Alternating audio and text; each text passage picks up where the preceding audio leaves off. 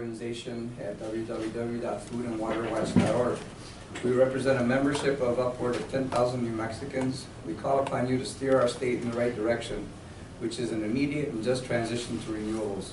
Our state and our planet can no longer continue to squander millions of gallons of fresh water in fracking, endanger the health and welfare of citizens all over the state, and pollute our air, causing increased respiratory distress. Public service company in New Mexico is anything but public. They are beholden to shareholders and have no stake in preserving natural resources and public health. Their motivation is profit over public good. PNM's leadership has known for years of the imperative to transition to renewables and done little to address this growing mandate. It is your job to make sure that companies like PNM are acting in the best interest of the public, and as our elected officials, we demand that you give this issue your most serious attention and examination of all the facts presented to you.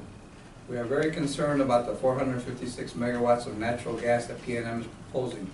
Natural gas extraction is a threat to our precious water resources and the stability of our climate. It requires high capital investments that could be stranded in the future. Earlier this year, the Arizona Public Regulation Commission placed a moratorium on any new gas plants. It has rejected the utility's IRP proposal due to its over-reliance on gas, and has required that the utility first consider renewables and storage before any future requests for natural gas expansion are made.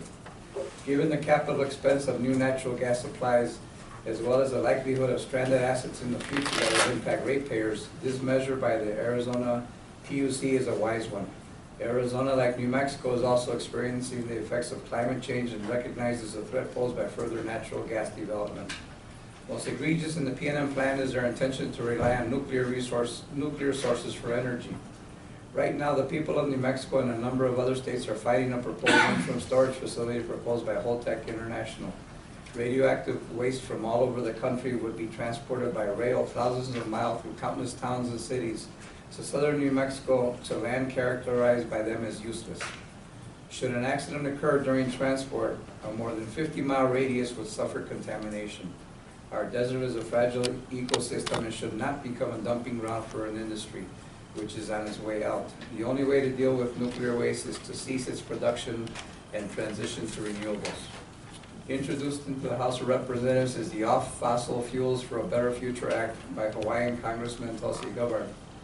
Follow the recommendations of this act to get off fossil fuels and lead New Mexico to an immediate and just transition to renewables. Thank you, sir.